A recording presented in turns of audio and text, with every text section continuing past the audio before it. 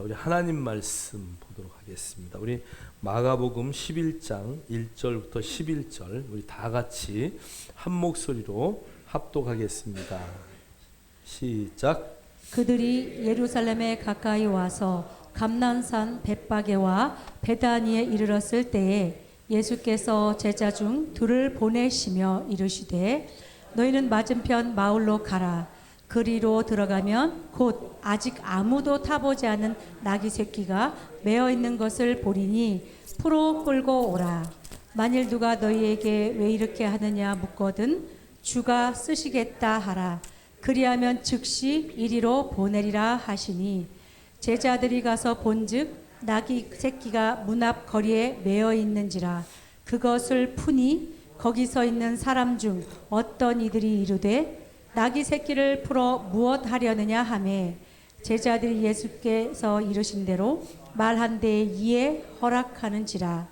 나귀 새끼를 예수께로 끌고 와서 자기들의 겉옷을 그 위에 얹어 놓음에 예수께서 타시니 많은 사람들은 자기들의 겉옷을 또 다른 이들은 들에서 벤 나뭇가지를 길에 펴며 앞에서 가고 뒤에서 따르는 자들이 소리 지르되 호산나 찬송하리로다. 주의 이름으로 오시는 이여 찬송하리로다. 오는 우리 조상 다윗의 나라여 가장 높은 곳에서 호산나 하더라. 예수께서 예루살렘에 이르러 성전에 들어가사 모든 것을 둘러보시고 때가 이미 저물매 12 제자를 데리시고 베다니에 나가시니라. 아멘. 아멘. 할렐루야. 우리 주의 이름으로 사랑하고 축복합니다. 우리 앞뒤 옆에 한번 보시면서 인사합시다. 참 잘 오셨습니다. 우리 조 집사님도 오랜만에 오시고 우리 저기 집사님 너무 오랜만에 온 것 같아. 머리 예쁘게 파마하셨는데 이따 잠깐 저한테 들렸다 가셔요. 갈 때 그냥 가시지 말고. 할렐루야. 하은이 어디 갔어? 옆에 있어? 우리 하은이 상 줘야 돼. 한 번도 안 빠지잖아.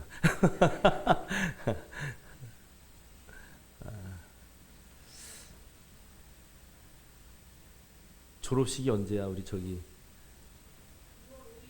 2월 5일? 우리 유 집사님 어디 가셨어? 2월 5일 잊지 마세요. 월차 내고 쫓아가서 저기 화환 줘야 돼. 쭉 쉬어요? 그래요? 2월 5일 날 졸업식이래요. 잊지 마시고 가서 빵도 많이 사주고 꽃다발도 좀 갖다 주고 그런 거는 미리미리 광고해야 돼. 나중에 아무도 안 왔다 그러고 삐지면 안 돼. 그냥 막 광고하는 거야. 나 2월 5일이 뭡니다. 그리고 자, 우리가 이제 마가복음 1장부터 10장까지 여러분 이제 기억하세요. 마가복음이 제일 먼저 쓰여진 책이에요. 그래서 마가복음은 복음서 중에 제일 짧습니다. 16장까지 있어요. 자, 그런데 1장부터 10장까지는 뭐에 대한 이야기냐? 예수님이 예루살렘에 올라가시기 전에 스토리들이에요. 예루살렘에 가시기 전에 나사렛과 가버나움과 뭐 벳세다와 막 이런 쪽에 다니시면서 갈릴리 주변을 다니시면서 하셨던 일들이 되어 있고요. 이제 10장 마지막서부터 주님이 이제 세 번째 내가 이제 십자가에 달려 죽음을 당할 것이다라는 말씀을 하시고 예루살렘에 올라갈 것을 이야기하는데 그 와중에도 제자들은 나는 우의정, 나는 좌의정, 뭐 오른쪽 왼쪽에 앉게 해주세요 막 이런 얘기 하잖아요. 어처구니 없는 제자들을 봐요. 자, 그런데 그 소경 바디메오를 그 마지막에 고치셔요. 그러니까 10장의 마지막 장면이 바디메오, 그 정말 디메오, 그 막 불결하고 버림받고 막 이런 디메오라는 단어가 그런 것이거든요. 버림받았다, 지저분하다, 불결하다. 그러니까 이름 자체가 축복받지 못한 자예요. 근데 그가 예수님이 오실 때 다윗의 자손 예수요. 여러분, 그 말은 이미 예수님이 어떤 자라는 것을 어렴풋이라도 대충 소문을 들어서 그 바디메오 디메오의 아들이 그것을 알고 있었다는 거예요. 자, 그런데 그의 그들의 그 바라는 그 자기의 희망이 뭐예요? 눈 뜨는 거예요. 여러분, 그런데 요즘 현대 입장으로 눈 없으면 어때? 돈 많으면 되지. 그죠? 네. 좀 내가 못 보면 어때? 못 봐도 돈 많으면 뭐 사람 다 써서 살고 막 그러나요? 아니죠. 정말 소경이기 때문에 자기의 소원은 보는 거야. 여러분, 세상을 바라보지 못하는 소경, 또 성경을 통해서 봤을 때 영적인 것을 바라보지 못하는 소경, 어떤 사람이 더 안타까워요? 여러분, 정말 헬렌 켈러 같은 눈이 멀었지만 정말 귀도 안 들리지만 하나님의 그 나라를 바라볼 수 있는 그 놀라운 은혜를 가진 그런 영적인 정말 열린 자들은 얼마나 행복한 삶을 사는지 몰라요. 여러분, 막 송명희 시인 같은 사람 보세요. 막 정말 몸이 어떻게 하지 못하잖아요. 그러나 정말 공평하신 하나님, 나에게 육체적인 이런 어려움과 아픔이 있지만 내 영은 늘 하나님을 볼 수 있다는 그 기쁨. 현대인의 질병 가운데 이건 하버드 대학에서, 오늘 아침에 제가 유튜브를 잠깐 본 건데, 하버드 대학에서 발표한 그 논문을 보면 사람이 늙고 치매가 오고 심장병이 오고 모든 것에 정말 원인이 뭐냐, 이것을 찾고 찾아요. 그래서 많은 교수들이 그것 때문에 어마어마한 연구를 하고요. 뭐 뇌에 치매가 오는 뭐 이것 때문에 뭘 먹어라, 어떤 것을 약을 만들어서 하는데, 약을 만들어서 그것을 1년 동안, 2년 동안, 3년 동안 치료를 했어도요, 약을 먹은 사람과 안 먹은 사람의 차이는 약간이래요. 근데 그 약을 하버드 대학에서 개발한 치매 방지용 약을 먹는 게 1년 동안 먹는 게 9억 정도 든대요. 누가 먹겠어요, 그거? 그런데 그것을 3년 동안 했는데 약간의 차이가 있다. 그래서 제약회사들이 아무리 막 이런 선전 저런 선전 막 하는데 진짜 치매와 건강을 위해서 막 뭐 9988 이렇게 살기 위해서 정말 필요한 게 뭐냐? 결국은 성경으로 돌아가는 거예요. 항상 기뻐하라, 쉬지 말고 기도하라, 범사에 감사하라. 이 세 가지를 잘하면 할렐루야. 이 세 가지를 잘하면 그냥 치매도 염려 없다는 거야. 그냥 여러분 막 힘들지만요, 좀 미친 사람처럼 막 웃어. 그냥 누가 뭐라고 하든 신경 쓰지 말고 막 웃으면서. 그래서 한이 요번에 그 발표할 때도 나왔잖아요. 미쳐가지고 거리에서 돌아다니면서 밥 얻어먹고 하는 사람들은 코로나도 안 걸린대. 예? 아니 뭐 코로나가 있다 그래도 뭐 뉴스를 듣겠어, 뭘 하겠어. 뭐 코로나가 오든 뭐가 오든 나는 내 할 일 하리라 그러고 주워 먹고 얻어 먹고, 그냥 누가 뭐라고 해도 웃고, 왜 옷을 그렇게 입었냐 그래도 씩 웃고, 그 웃는, 아니 가짜로라도 웃으면 뭐가 나와요? 엔돌핀이 나오는 거예요. 여러분, 정말 여러분들이 영적인 것을 바라보면서 정말 내가 원하는 것이 무엇이냐를 정확하게 이해할 필요가 있어요.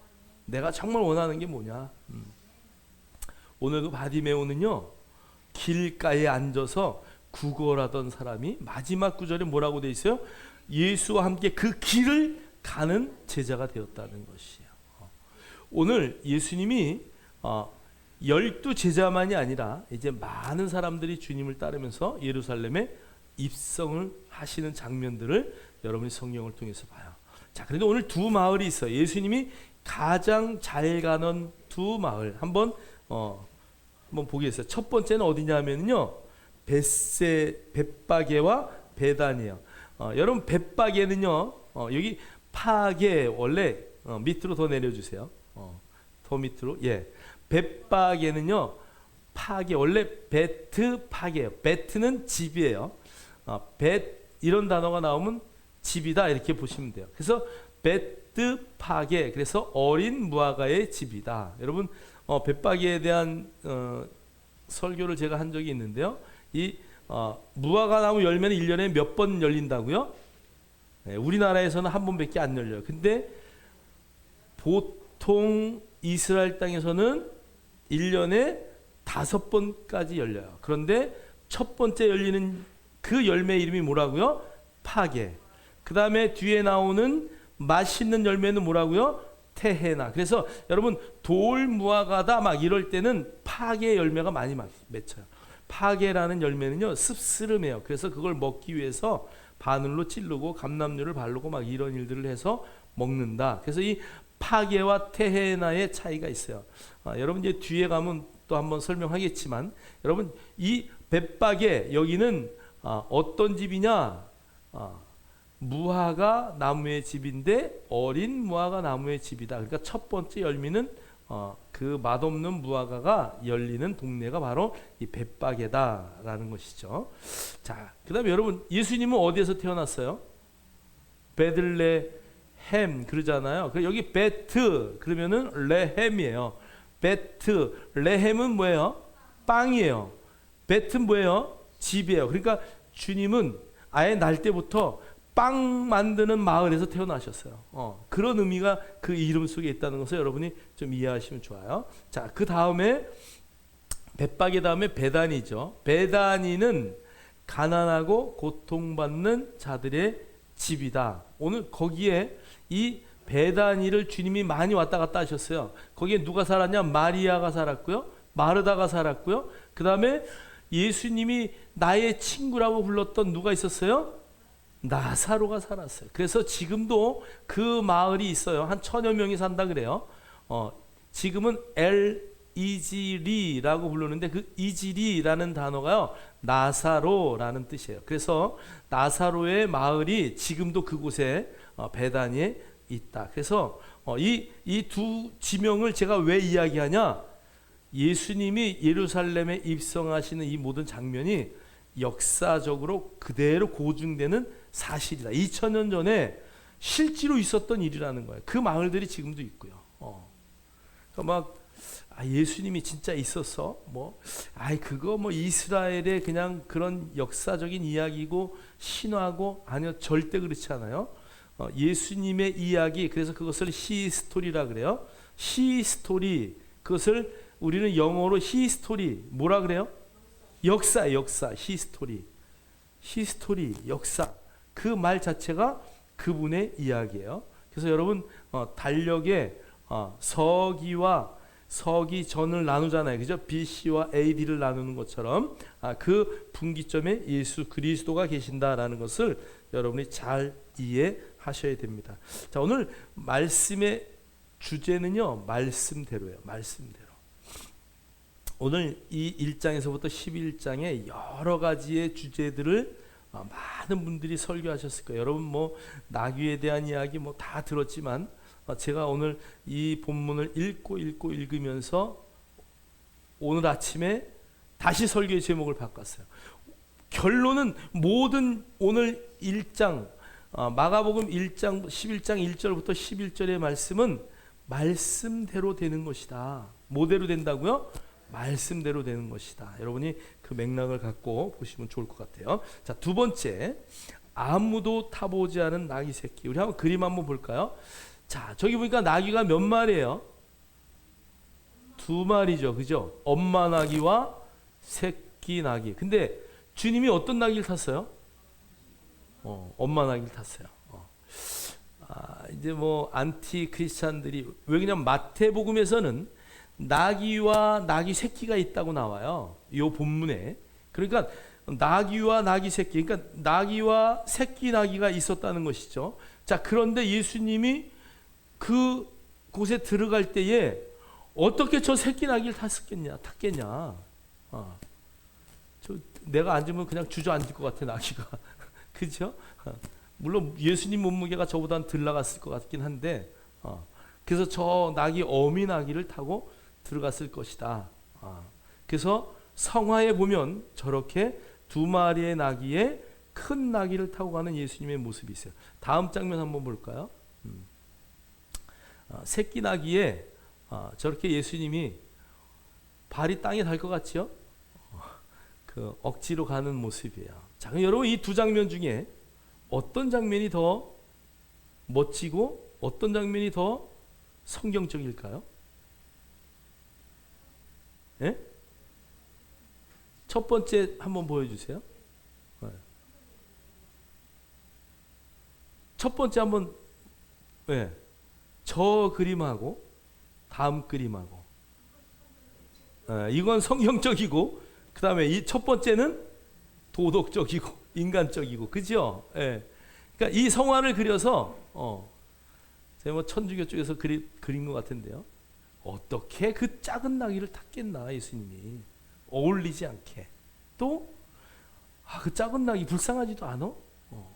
그래서 어미나귀를 타고 이렇게 멋지게 들어가는 모습을 저렇게 그려놨다는 거죠. 그러나 저것은 우리의 인간적인 생각이에요. 그러나 성경은요, 모든 구약에서부터 성경은 주님이 아무도 멍에도 매지 않은 어떤 나귀를 탄다고요? 새끼 나귀를 탄다라는 것을 성경은 계속 이야기하고 있어요. 그래서 뒤에 좀 부자연스러워 보이지만 한 번도 멍에도 매지 않고 누구도 타보지 않은, 어떤 것도 올려보지 않은 정말 연약하고 그러나 그 멍에의 비밀이 있는 그 나귀를 타고 주님은 들어가셨을 것이다. 우리 한번 2절을 한번 읽겠습니다. 다 같이 시작. 이르시되 너희는 맞은편 마을로 가라.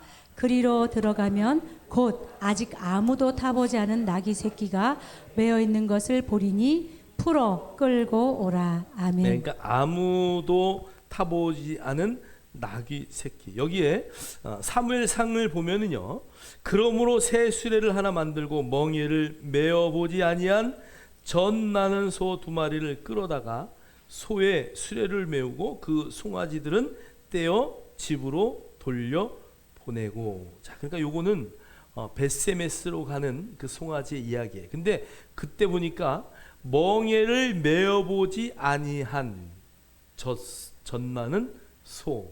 그러니까 멍에를 한 번도 메어 보지 않았다는 의미가 뭐냐면 순결을 말하는 거예요. 어떤 것의 영향도 제약도 받아보지 않은 그런 순결한 것을 말해요. 다음 장면 한번 볼까요? 민수기 19장 2절에 붉은 암송아지의 죄에 대한 이야기가 나와요. 이것은 제사장뿐이 아니라 모든 사람들이 죄를 해결받을 때 그 붉은 암송아지를 태워서 재를 가지고 그것을 재판할 때도 쓰고 그것을 그 몸에다가 뿌리기도 하고 이제 이런 일을 하는데요. 그때 나올 때 저 붉은 암송아지는 멍에를 매지 않은 그런 소를 써요. 자, 그다음에 신명기 21장 3절에 보면 죽인 자를 알지 못할 때, 누가 죽였는지 살인을 당했는데 사람이 죽었어요. 근데 누가 죽였는지 찾을 수가 없어요. 그럴 때 이 아무 멍에를 매지 않은 소를 잡아서 그 재를 뿌리고 그 피를 뿌림으로 이 모든 죄는 없었던 걸로 하자라고 덮을 때 저런 멍에 매지 않은 짐승을 갖다가 죽임으로써 제사를 드리는 거죠. 그래서 이 멍에를 매지 않았다는 의미는 어떤 의미냐면 순결의 의미가 있어요. 그래서 흠 없는 예수 그리스도를 나타낼 때도 저 멍에를 매지 않았다, 이런 의미를 우리는 성경에 사용하고 있다. 자, 그럼 우리 스가랴 9장 9절 한번 볼게요. 자, 스가랴 9장 9절 읽겠습니다. 시작. 시온에 따라 크게 기뻐할지어다. 예루살렘에 따라 즐거이 부를지어다. 보라, 내 왕이 내게 임하시나니 그는 공의로우시며 구원을 베푸시며 겸손하여서 나귀를 타시나니 나귀의 작은 것 곧 나귀 새끼니라. 아멘. 아멘. 그래서 분명히 나귀의 작은 것 곧 나귀 새끼, 그것을 타고 들어올 것을 말하고 그것을 겸손이라고 말했어요. 자, 그리고 다른 성경들에 보면은 평강의 왕. 그러니까 이게 나귀는요, 평화를 상징해요. 자, 만약에 왕이 말을 타고 보통 들어오거든요. 말을 타고 들어온다는 건 말은 정복을 의미하는 거예요. 그래서 여러분 요한계시록에 보면 말 탄 자들이 나오잖아요. 청황색말, 뭐 무슨 적함, 뭐 백말, 뭐 막 이런 말 이야기가 나오는데 말은 정복을 말해요. 그래서 하나님이 왕을 세우되 왕은 말을 많이 갖고 있지 말아라. 그 말은 남의 나라를 정복하기 위한 수단이기 때문에 말은 전쟁과 그 다음에 왕권을 이야기해요. 그런데 오늘 예수님은 겸손하여서 또 평화를 상징하는 나귀를 타고 들어올 것이다. 그것도 아주 작은 나귀 곧 새끼 나귀를 탈 것이라는 것을 스가랴 9장 9절은 이미 예수님이 예루살렘에 입성하실 때 무엇을 탈 것인가를 이미 말씀하셨다라는 것을 알 수 있어요. 자, 창세기 49장 10절로 11절 읽겠습니다. 시작. 규가 유다를 떠나지 아니하며 통치자의 지팡이가 그 발 사이에서 떠나지 아니하기를 실로가 오시기까지 이르리니 그에게 모든 백성이 복종하리로다. 그의 나귀를 포도나무에 매며 그의 암나귀 새끼를 아름다운 포도나무에 맬 것이며 또 그 옷을 포도주에 빨며 그의 복장을 포도즙에 빨리로다. 아멘. 아멘. 여기 규가 유다를 떠나지 아니하며 이것은 어떤 지파를 위한 이야기예요? 어떤 지파요? 유다 지파를 이야기하는 거예요. 그러면 왕권은 어느 지파를 통해서 계속 이어져요? 유다를 통해서 다윗을 막 이렇게 계속 이어진단 말이죠. 그런데 그게 어디까지냐면은 성경이 여기 말하기를 유다를 떠나지 아니하며 통치자의 지팡이가 그 발 사이에서 떠나지 아니하기를 언제까지냐? 실로가 오시기까지. 실로는 누구를 말하는 거예요? 예수 그리스도를 말하는 거예요. 그래서 예수 그리스도 그분이 오시기까지 그 왕권은 변함없이 유지될 것이다 라고 성경은 우리에게 예언하고 있어요. 자, 그러면서 11절에 갑자기 그의 나귀를 포도나무에 매며, 그래서 어떤 이야기가 나와요? 나귀의 이야기가 계속 나와요. 그래서 암나귀 새끼를 아름다운 포도나무에 맬 것이며 그 옷에 포도주를 빨며 그의 복장을 포도즙에 빨리로다. 그러면서 나귀에 대한 이야기가 나오는데 보니까 이 새끼는 나귀 새끼는 어떤 새끼냐? 암나귀 새끼래요. 자, 그러니까 우리가 유치해 보면은 어미 나귀가 새끼를 낳아서 그 묶어놨는데 그 나귀는 어떤 나귀다? 암나귀일 것이다. 이렇게 유추할 수 있는 것이죠. 그래서 그 구약의 예언대로 주님이 이 땅에 오시는 장면을 성경은 그대로 표현하고 있다. 그래서 아무도 타보지 않은 그 어린 나귀를 주님이 딱 탔을 때 나귀는 어떤 반응을 보였을까요? 막 나귀를 타고 이제 막 들어가요. 그런데 막 들어가면서 막 호산나 막 그냥 막 사람들이 환영하니까 나귀가 좋아가지고 지가 들뜨면 되겠어요? 누가 내 위에 타신 분이 중요한 거지 나귀가 중요한 게 아니잖아요. 그 나귀는 그냥 그분 앞에 쓰임 받는 할렐루야. 저와 여러분이 그런 존재예요. 그냥 이렇게 뭐 권사라는 게 뭐 믿음도 없어가지고 뭐 집사라는 게 뭐 저 모양이야 막 이런 말을 들으면 여러분 어떻게 해요? 어떻게 알았지? 그럴 때 여러분 아이고 내 믿음이 뭐 작아 왜 한번 붙자고 막 이러지 마시고 저는 원래 그래요. 저는 그런데 제 위에 타신 주님이 위대하셔요. 무슨 말인지 이해되셔요? 여러분 주눅들 게 하나도 없어요. 우리 인생은요 다 실수하고 실패해요. 그런데 그럴 때일수록 예수 그리스도의 영광을 드러내는 것이 진짜 겸손이죠. 뭐 내가 뭐 잘못했다고 막 이러고 막 분을 내고 만약에 여러분이 그렇다면 여러분의 의가 살아있는 거야. 그럴 때일수록 여러분 우리가 누구의 믿음으로 살아요? 예수 그리스도의 그분의 믿음으로 사는 거예요. 갈라디아서 2장 20절이 그분의 믿음으로 사는 거야. 예수님의 믿음으로 사는 거죠. 내 믿음으로 사는 게 아니라는 거야. 여러분 성령의 열매가 내 열매로 착각하면 안 돼요. 누구의 열매라고요? 성령님의 열매예요. 그 열매가 맺히는 것 당연해요. 근데 그 열매는요 내 게 아니에요. 여러분의 결과가 아무리 좋다고 해서 여러분 자랑할 게 하나도 없어요. 여러분의 열매가 아무리 못하다고 해서 여러분 괜히 찌그러들 필요가 없어요. 아무리 열매가 안 좋다 할지라도 그거는 성령님의 열매예요. 여러분은 어떻게 해요? 그냥 쓰임 받는 거야. 최선을 다해서. 저와 여러분이 절대 잊지 않기를 주의 이름으로 축복합니다.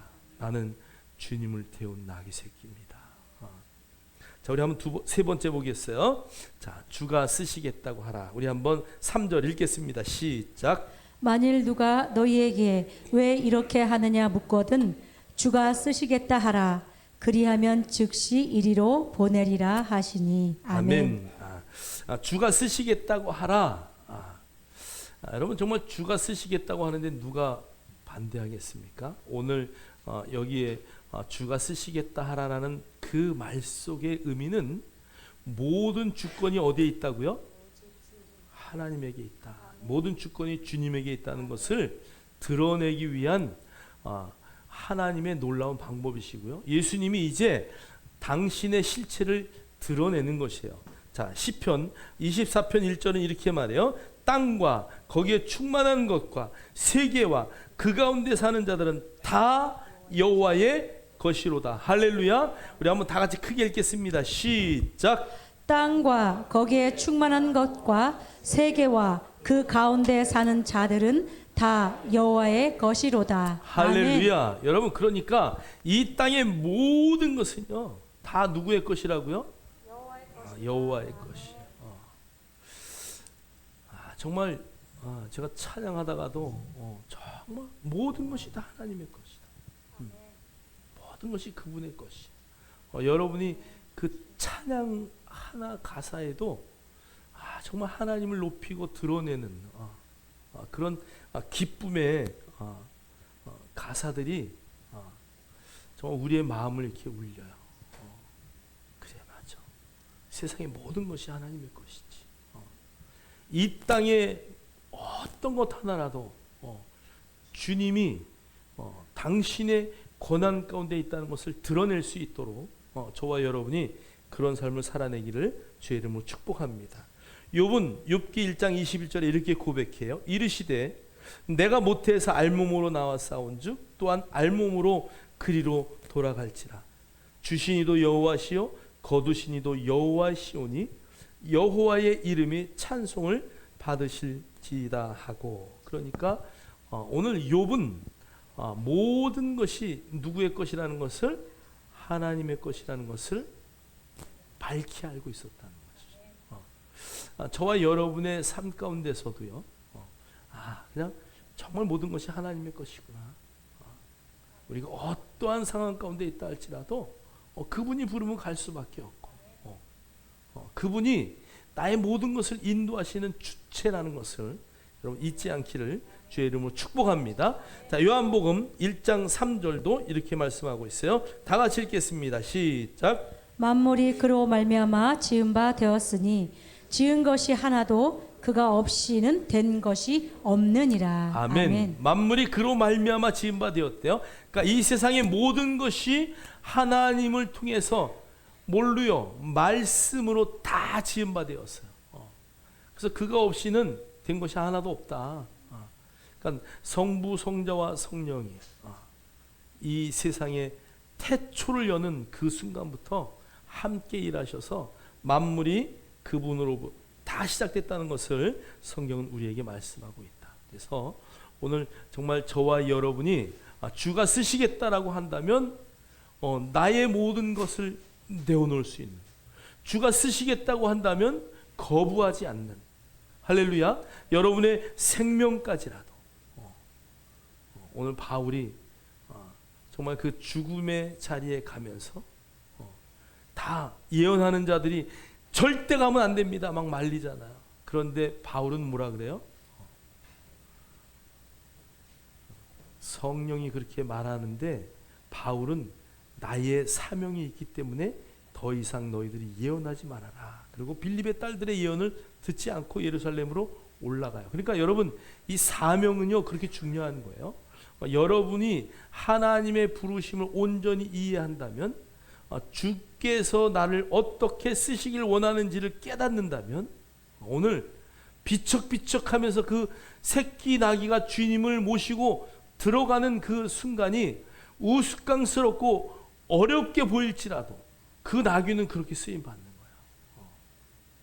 저와 여러분이 그런 자리에서 정말 기쁨으로 감사함으로 쓰임 받기를 주님의 이름으로 축복합니다. 자, 네 번째 우리가 말씀하신 대로인데요. 자, 우리 한번 6절 읽겠습니다. 시작. 제자들이 예수께서 이르신 대로 말한데 이에 허락하는지라. 아멘. 아멘. 여러분, 나귀를 끌고 올 때의 그 장면을 보면은 너무 참 어처구니가 없어요. 남의 동네 건너편 마을로 갔어요. 남의 동네에 매여 있어요, 나귀가. 근데 나귀 주인이 있을 거 아니에요. 그런데 가가지고 아니 저기 죄송하지만 좀 써야 될 일이 있는데 좀 빌려주세요. 그리고 풀르면 얼마나 좋아요. 그런데 주인한테 아무 소리 안 하고 가서 막 끌러요. 주인이 아니 도대체 이게 뭐 하는 거냐? 그랬더니 주께서 쓰시겠대. 그러니까 그 또 나귀 주인은 아무 말도 안 하고 그냥 허락해요. 제자들이 그 사이에 6절에 이렇게 돼. 제자들이 예수께서 이르신 대로 말하는데 이에 허락하는지라. 어떻게 말했다고요? 예수님이 이르신 대로 그대로 말했다. 여러분, 우리가요 입을 열고 사용할 때에 주님이 말씀하신 대로 그대로 말하고 생각하고 행동하는 것은 너무 중요한 거예요. 여러분, 주님이 말씀대로 말하고 그 다음에 뭐 하라고요? 생각이 먼저예요? 말이 먼저예요? 말이 먼저예요. 하나님의 말씀대로 말하고 생각하고 행동하는 것. 옆 사람을 한번 푹 찌르면서 말하고 생각하고 행동합시다. 시작. 누가 말씀하신 대로? 주님이 말씀하신 대로, 성경이 말씀하신 대로 말하고 생각하고 행동하는 거예요. 이건 천사의 방식이에요. 말하고 생각하고 행동하죠. 애기 울음이 들리니까 너무 좋으네. 할렐루야. 자, 그래서 오늘 정말 주님이 말씀하신 대로 그대로 행동하는 것은 너무 중요하다. 자, 누가복음 5장 5절 읽겠습니다. 시작. 시몬이 대답하여 이르되 선생님 우리들이 밤이 새도록 수고하였으되 잡은 것이 없지만은 말씀에 의지하여 내가 그물을 내리리다 하고. 아멘. 우리가 잘 아는 장면이죠. 밤새도록 성경에 밤이 맞도록 이렇게 되어 있어요. 이번에 개정에는 밤이 새도록 수고했는데 한 마리도 못 잡았어요. 그런데 뭐에 의지한다고요? 말씀에 의지해요. 예수님이 어부예요? 베드로가 어부예요? 베드로가 어부예요. 거기서 50년을 자란 사람이잖아요. 그런데 나 같으면 아이고 주님 지금 농담하시나요? 밤새도록 했는데 한 마리도 못 잡았어요. 여러분, 그 말의 의미를 잘 생각하셔야 돼요. 왜 밤에 고기를 잡으러 나가겠어요? 그 당시에 그물을 보면 물고기가 보고 도망가요. 이거 그물이구나 이렇게. 지금처럼 낚시 그물 막 이렇게 보이지 않는, 물고기가 볼 수 없는 막 그런 그물이 아니고요. 그 당시에는 세마포로 짠 그물들이에요. 그러니까 그 천이 다 보여요. 낮에는요, 여러분 밤에 물고기가 자는 거 아세요? 밤에는 물고기가 잠을 자요. 그래서 우리가 어렸을 때 횃불을 딱 들고요, 강가에 가서 이렇게 쫙 비치면 물고기가 이렇게 가만히 있어요. 이렇게 해서 그냥 잡아요. 기억나실지 모르겠네요. 자, 동일하게 갈릴리 바닷가에 물고기가 잠자는 시간에 세마포 묵직한 천으로 된 그물들을 내려서 고기를 잡았어요. 근데 제대로 못 잡는 거죠. 아니, 한 마리도 못 잡은 거예요. 그런데 해가 쫙 떴어요. 밝은 대낮에 그 그물을 던지면 고기들이 어떻게 돼요? 다 도망가요. 베드로가요, 말씀에 의지했다라는 것은 대단한 믿음이다라는 것을 여러분이 이해하셔야 돼요. 세마포 그 천으로 되어진 그물, 물고기도 눈을 뜨고 있다면 다 보고 도망갈 만한 그물, 그 그물을 말씀에 의지해서 던졌다니까요. 그래서 가득 잡잖아요. 여러분, 말씀에 의지하는 것은 너무 중요해요. 할렐루야. 그분이 하나님이시기 때문에 그래요. 저와 여러분들이 말씀에 의지하는 믿음의 역사가 있기를 주의 이름으로 축복합니다. 자, 요한복음 2장 5절은 이렇게 말해요. 그의 어머니가 하인들에게 이르되 너희에게 무슨 말씀을 하시든지 그대로 하라 하니라. 예수님의 첫 번째 기적이에요. 여러분, 예수님의 첫 번째 기적은 뭘 만든 거예요? 물로 포도주를 만든 거예요. 여러분, 첫 번째 기적은 물로 포도주를 만들었어요. 오늘 우리가 성찬을 했는데 물로 포도주를 만든 그 이유는 여러분 아마 누누이 들어서 할 거예요. 그 포도주를 모든 사람이 다 먹는 거죠. 여러분, 말씀에 의지했을 때 기적이 일어나요.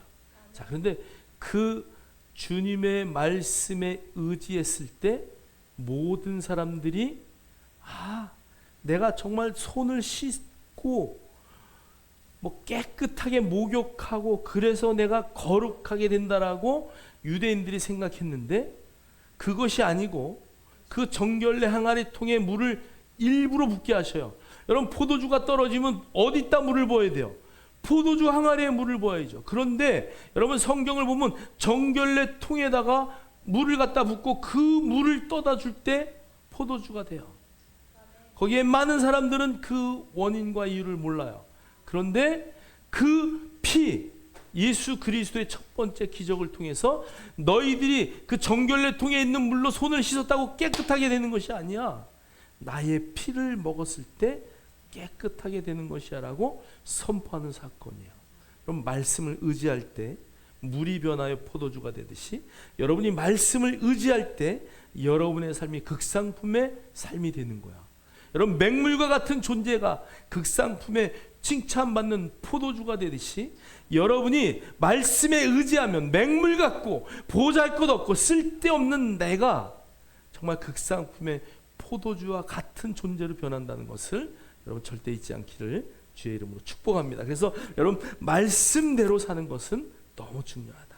자, 우리 다섯 번째 한번 왕의 입성을 한번 보겠어요. 7절, 8절, 9절, 10절 다 같이 읽겠습니다. 시작. 나귀 새끼를 예수께로 끌고 와서 자기들의 겉옷을 그 위에 얹어 놓음에 예수께서 타시니 많은 사람들은 자기들의 겉옷을 또 다른 이들은 들에서 벤 나무 가지를 길에 펴며 앞에서 가고 뒤에서 따르는 자들이 소리 지르되 호산나 찬송하리로다 주의 이름으로 오시는 이여 찬송하리로다 오는 우리 조상 다윗의 나라여 가장 높은 곳에서 호산나 하더라. 아멘. 아멘. 그래서 여기 보면 자기의 겉옷을 나귀 위에다가 얹고 그 다음에 많은 사람들이 그 겉옷을 길에다가 막 하고요. 그 다음에 다른 사람들은 벤나무 가지 이렇게 나오는데 우리 한번 요한복음 12장 13절 한번 볼까요?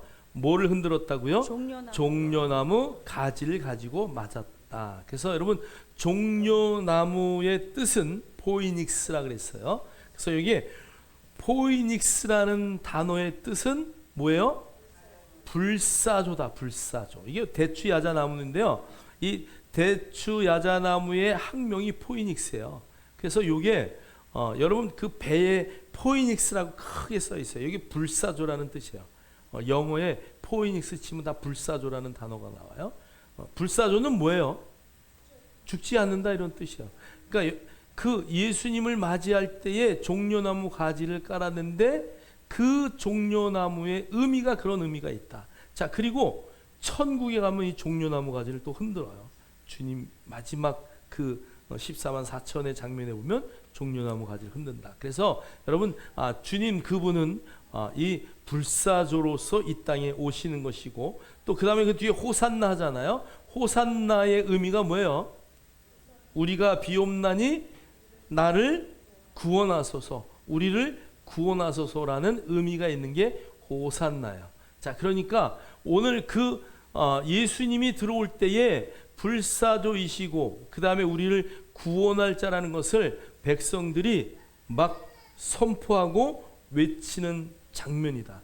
또 성경의 구절을 보니까요, 앞에서 가고 뒤에서 따르는 자들이 소리 지르되, 그러니까 아마 제자들은 아마 앞서갔을 거예요. 그리고 많은 무리들이 뒤따라가면서 호산나 호산나 하면서 가는데요, 10절에 보니까 찬송하리로다 오는 우리 조상 다윗의 나라여 가장 높은 곳에서 호산나 하더라.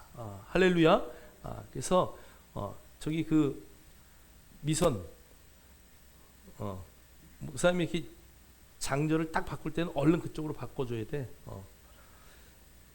그래서 10절 찬송하리로다 오는 우리 조상 다윗의 나라여 가장 높은 곳에서는 호산나 하더라 할 때 이 호산나 정말 우리가 비옵나니 우리를 구원하소서라는 그런 의미의 이야기를 어떻게 해요? 거침없이 하는 거예요. 지금 로마의 그 군정 앞에서 예수님이 예루살렘에 올라갈 때에 이제 그 많은 군중들이 담대하게 호산나 막 이런 단어들을 막 외쳐요. 그러니까 이제 예수님이 마지막 순환을 향하여 갈 때에 거침없이 내가 어떤 자라는 것을 드러내는 왕의 입성을 나타내는 것이다. 우리 아모스 9장 11절 다 같이 읽겠습니다. 시작. 그날에 내가 다윗의 무너진 장막을 일으키고 그것들의 틈을 막으며 그 허물어진 것을 일으켜서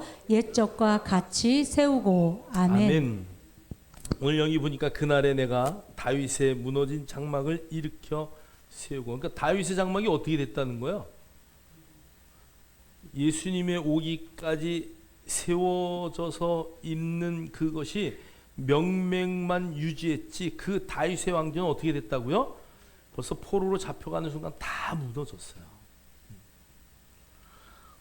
이스라엘 사람들이 지금도 이제 제3성전을 일으키고 자기들의 제사장들과 또 왕조를 다시 세우겠다고 하지만 주님은 2000년 전에 그것을 이미 이루신 줄 믿습니다. 그래서 여기 보면 그날에 예수 그리스도 그분이 오시는 그날에 이제 다윗의 무너진 장막을 다 일으키고 그것들을 다 틈을 막고 그 다음에 허물어진 것을 세워서 옛적과 같이 세우실 것이다라고 성경은 말씀하고 있어요. 왕으로서의 진정한 왕으로서의, 이 땅이 왕이 아니라 정말 진정한 왕으로서의 예수 그리스도가 이 땅에 오는 것을 성경은 우리에게 말씀하고 있다. 그래서 오늘 마가복음 1장에서부터 11장까지의 말씀 가운데 여러분들이 정말 중요하게 붙잡아야 할 것은 말씀대로 살자. 할렐루야. 저와 여러분이 정말 말씀대로 산다면 실수하지 않고 실패하지 않는 하나님의 영광을 볼 수 있는 우리 모두가 될 줄 믿습니다. 왕으로 오신 예수 그리스도 그분을 진정으로 맞이할 수 있는 저와 여러분이 말씀대로 모든 것을 이뤄내기를 주님의 이름으로 축복합니다. 축복합니다. 우리 다 같이 일어나셔서 우리 주님 말씀하시며